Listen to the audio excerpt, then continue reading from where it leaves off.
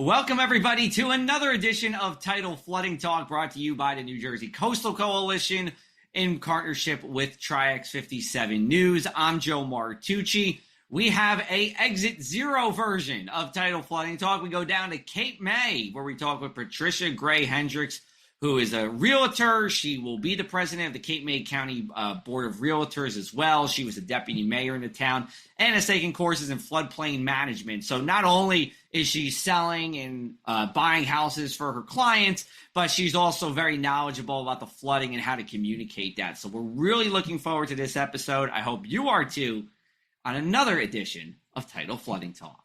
Certificate so that the person that was buying your house, the seller that was selling and the person that was buying knew what their base elevation was. So they were aware of that portion of it. It didn't require the seller to do anything, but it was the kind of disclosure that makes for a better transaction and an awareness. So that was one of the things.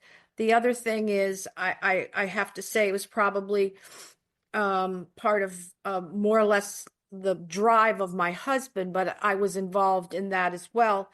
The advocacy for the preservation of Sewell Track, really all about environmental conservation, making sure that they were interveners in the longest New Jersey suit. And in the end, DEP in the state of New Jersey purchased 100 acres in Cape May between the back of the Coast Guard base up towards the Christian Admiral, which is our sponge. And during Sandy, it really helped us. And instead of building houses, that is going to be undeveloped land. And the state purchased it for $19 million. So those, we hear about stakeholder, and there are a wide variety of stakeholders in different professions and businesses within the Coastal Coalition. What is involved with being a stakeholder? Like what goes into your tasks with the Coastal Coalition, and do you encourage others to perhaps join the coalition and become a stakeholder like you? I think the one requirement is that you have to be committed to it, because there's a level of commitment. You have to bring some knowledge. I also think that it's a question of, I think that the Coastal Coalition has done an excellent job in creating a cohort of stakeholders already, whether it's insurance, whether it's institutes, other nonprofits. That's great. But my job as a stakeholder is to take this knowledge and these initiatives back to my Cape May County Board of Realtors, which I am the president-elect. So in January, I'll become the president for 2 years, and let these realtors know what is being done. And we try to do that through government affairs committees. We try to do it through seminars. So we want people to know. It's not safe not to know, and it's not good not to know. Just give people an idea. Who are some other stakeholders that are in the coalition in addition to you? Jacques Cousteau Institute, Tom Heisman's Insurance. I'm trying to think of some of the others. Now you got me to the point where I'm a little forgetting here and there. I got you on the spot. You did. I did. Oh my gosh. Sorry. That's all right. I know the Press of Atlantic City was a sponsor, was a stakeholder at one point in time. And there are some consulting groups that are, they all bring something to the table. And some of the consulting groups are former FEMA employees or DEP employees. So there's still that connection. It's an important connection. When a year ago last March, when suddenly the property seller's disclosure became law that you had to do it when you listed a house. It had never been that way before, even though it's that way in so many other states.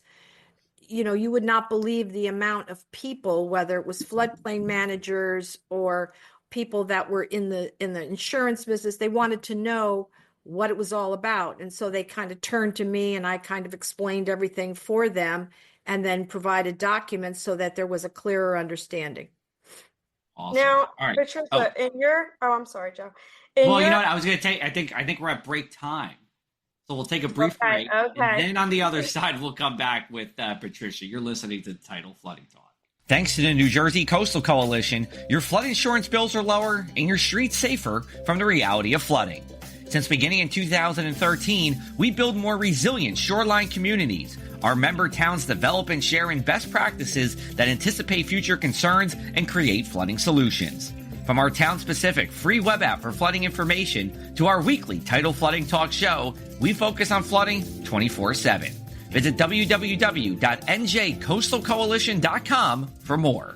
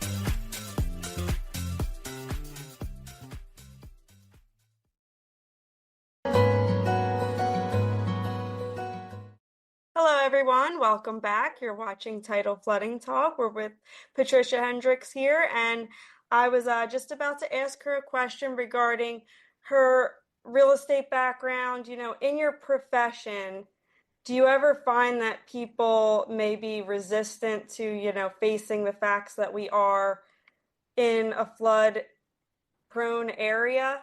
And, how do you try to get them to accept that fact, whether it be a colleague or even someone selling or buying around here, or even developers that you may work with? Well, I think that it's something that we can't deny. I think people have, when they buy a house here, they're very happy. They don't think about the fact that there could be some issues along the line during the course of their ownership. But at this point, it's my job to have them understand what exists here, what flood zones they're in. It's all about disclosure.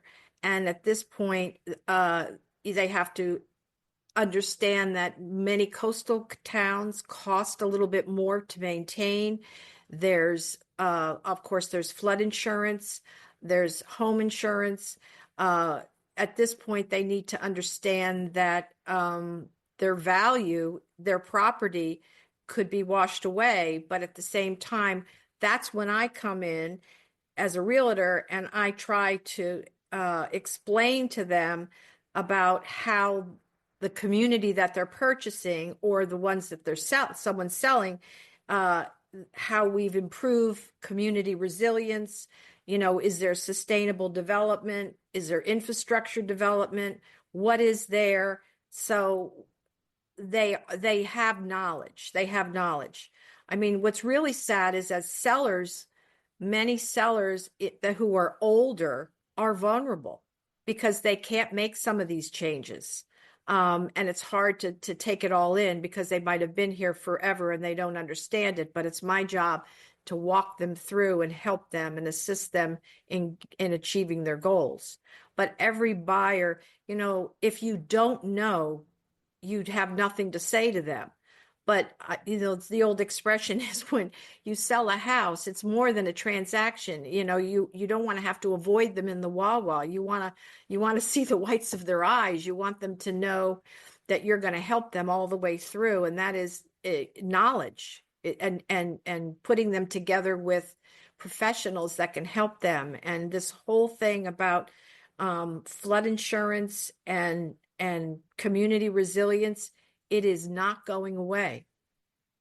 You know, you bring up an interesting point. You say your job is to educate them. And I know, so Scott Wall, friend of ours at the Coalition, borough administrator in Avalon, who also, by the way, Avalon earns a 35% flood insurance discount by being a Class CRS 3. Yep, CRS 3, which is fantastic. But, you know, he told me, he said the average length of a homeowner's stay in Avalon is 9 years. Now, I don't know what it's like in Cape May, you know, specifically, but assuming that to be generally true, where there is, you know, a fair amount of turnover, I think a lot of, you know, there's a number of people who have a second home at the shore or who live at the shore year round that was not around for Sandy, and they weren't around for Irene the year before.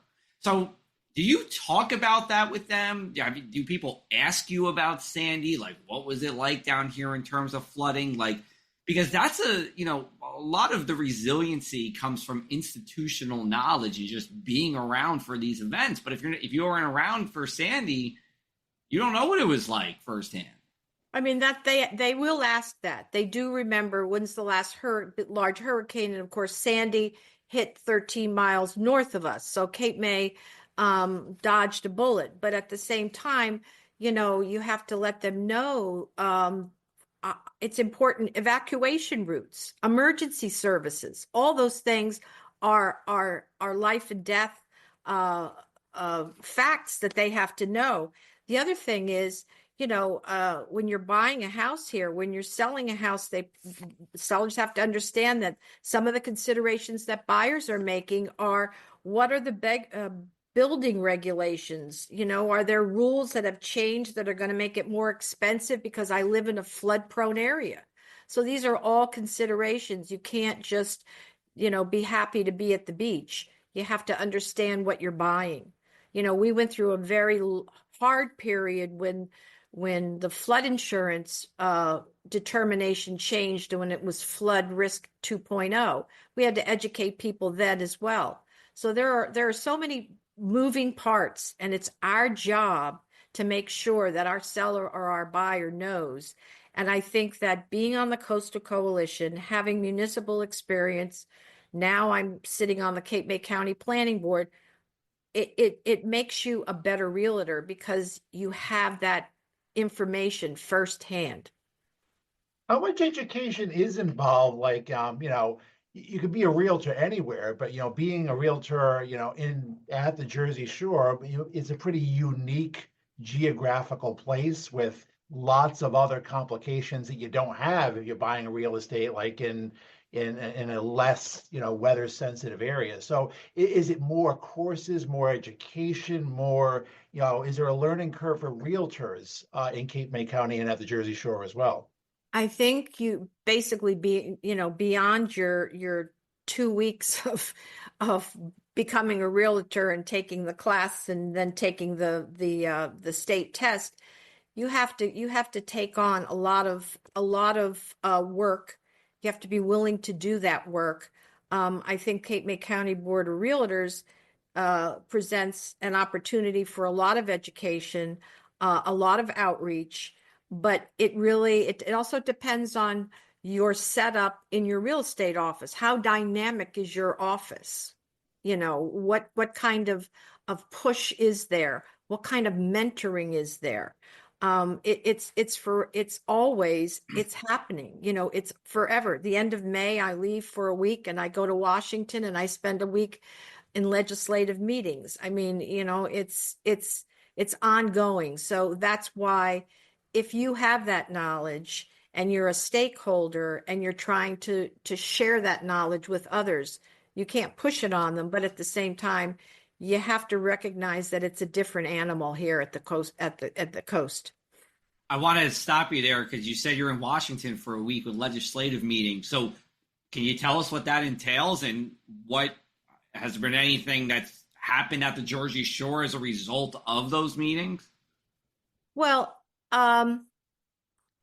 what happens in the state of New Jersey, whether it is in the state assembly or the Senate, some of those things are state run, but at the other times we need federal we need federal advocacy, whether it's independent contractor status, whether it's raising of taxes, the luxury tax. There's all kinds of things happening, but it's basically, it starts off as National Association of Realtors has legislative meetings where you have leadership, where you have those meetings, and then we go to the Hill and we see our local congressmen and our state senators, and we let them know what's happening, or they tell us what they're doing for us. The realtors are a very strong group, and it's not just about money. It's about, because let's put it this way, I can say this to you, real estate is the hardest way to make easy money, but it's a very hard job. And if we didn't have people working hard for us, we would have been closed during COVID. New Jersey was one of the only states that was not closed. So we could still actively work for people who were trying to sell and buy houses. I didn't know that. That's very interesting. Never closed. Yeah. All right. We're going to take a break here. We're going to come back for our final segment here with Patricia Gray Hendricks on Tidal Flooding Talk.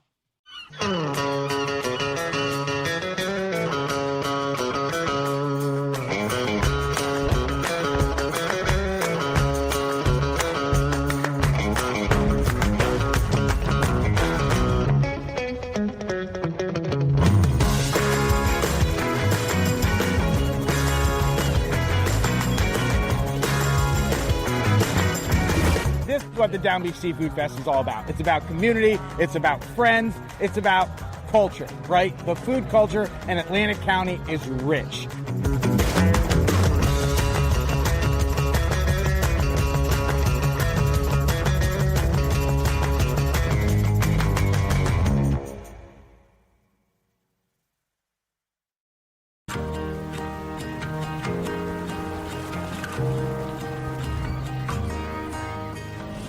It's time to rediscover that feeling through the endless rhythm of waves. You know, that feeling where you deserve to be celebrated.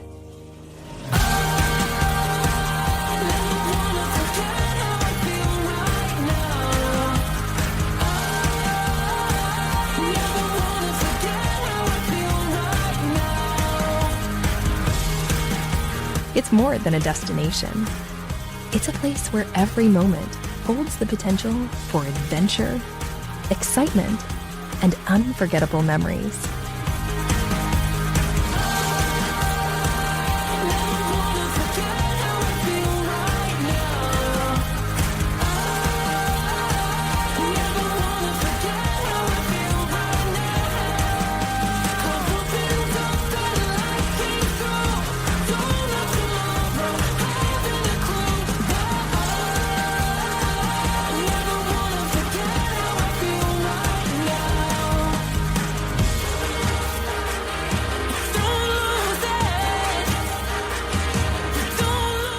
Visit Atlantic City, where every celebration is unforgettable. That feeling never stops.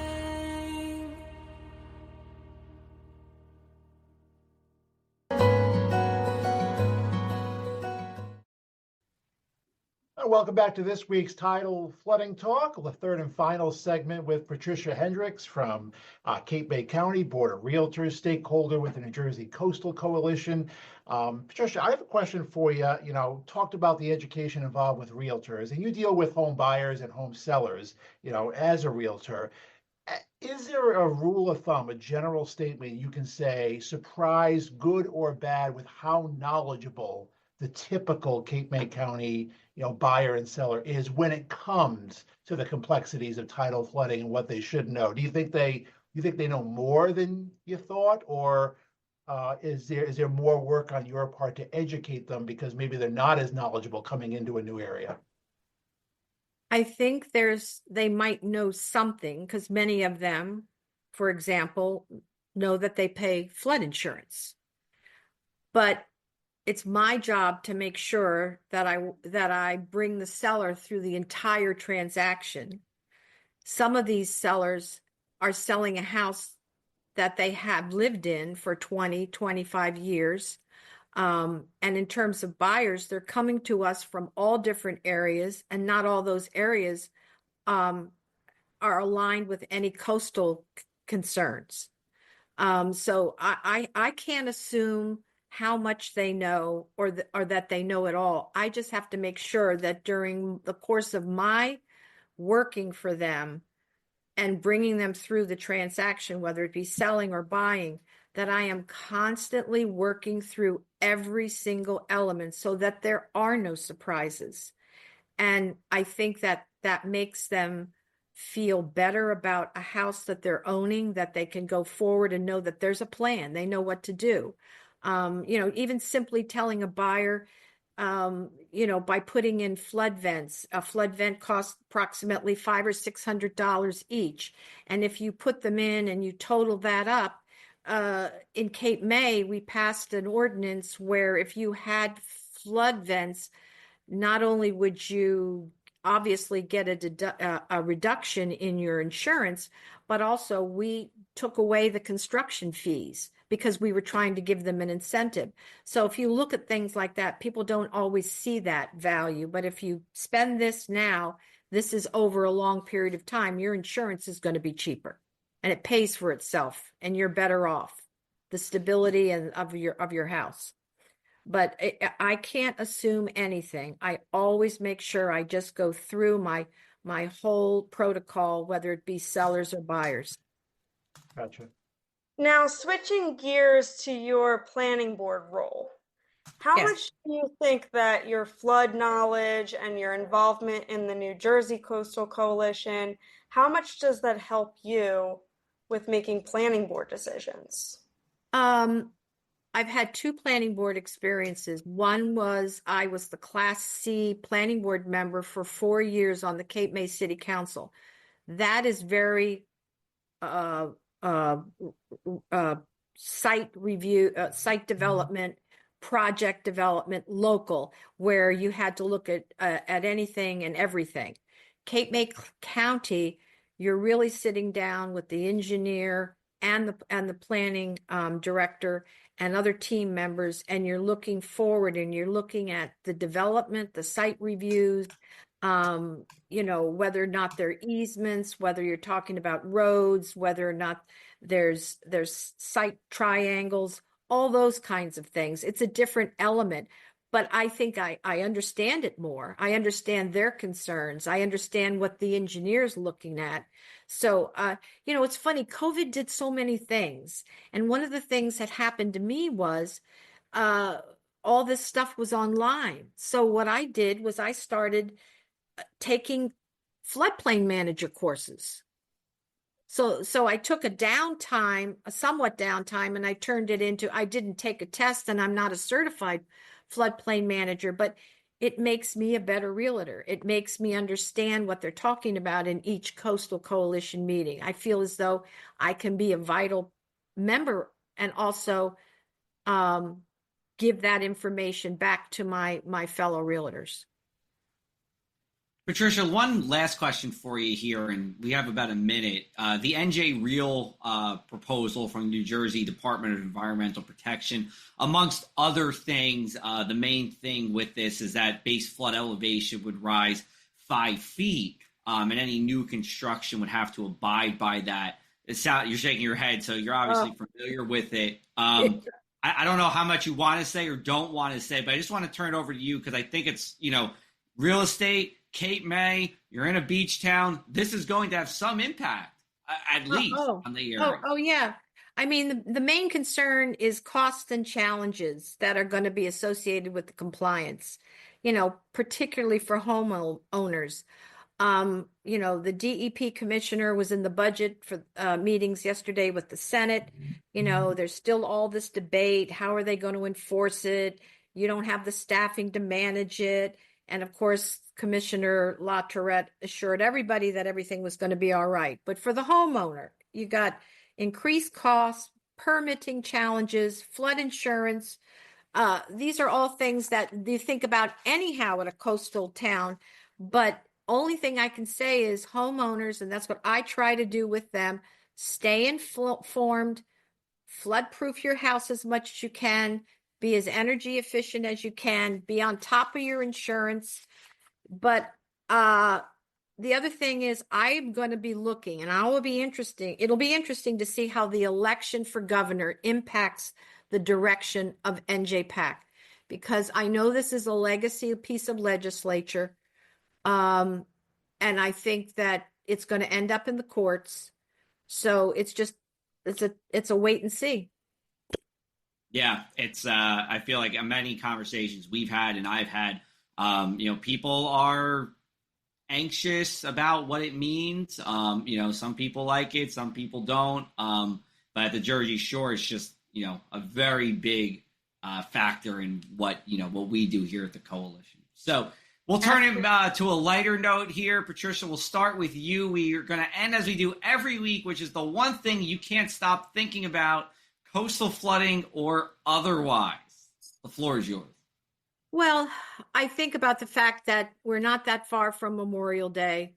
I'm happy to get 40,000 new neighbors every week. I also want them to be aware of our town, and I'm very big on beach safety. I'm very big on surf zone safety with regards to that. You just got to be very, very safe and careful and understand that ocean is more powerful than anything else. So that's basically, I always start the season on a positive note. I'm so happy to have put my winter coat away this weekend past, and I'm not opening that closet up again until I have to. But I'm just looking forward to a good season. This is what we all waited for when we talked about it in February. Yes, that is true. Dan, over to you. Well, every year, Memorial Day, the planning starts. So I'll be contacting the mummers, the hot air balloons, the Air Force flyover for the big Joe Martucci birthday celebration. So thank you. I was wondering where you were going with this. Wrapping up, and I just can't stop thinking about it. But as soon as it's over, we'll start planning for the next one. That was a great answer, Dan. I love that. Palma, you don't flatter me. Oh man. Stop. Well, yeah, I'm right there with you guys. I do look forward getting over the spring, hump, because everybody's trying to close out their projects, get their rental applications in, and it gets very busy this time of year. So I do look forward to that Memorial Day, break and enjoying the weather. All right, I'm going to go in a different direction here. I can't stop thinking about this new credit card I got, Chase Sapphire Preferred. Maybe you guys have it. They have 100,000 mile bonus right now. That's like unheard of for bonuses. You got to spend 5,000 the first 3 months. For better or for worse, I will get there. So I'm looking forward to my 100,000 miles wherever it's going to take, or points. I could use it for whatever, hotels, planes. I don't know. Nice. Maybe I can stay in Cape May next to Patricia for a few days with those 100,000 miles. I do love Cape May, by the way. That's probably one of my favorite places to visit locally. Like, we'll do a weekend trip there, and it's just beautiful. I bought my house here in 1985 without ever having spent a night here. Basically, my husband knew it was the right thing. He told me between marrying me and buying this house, those are the two things he had no doubts about. That's a beautiful thing. Yep. Beautiful thing. All right. Well, Patricia, thanks so much for joining us on Tidal Flooding Talk. We really appreciate Thank you. Thank Take you. care. Thank you. Thank you. Good night. Good night.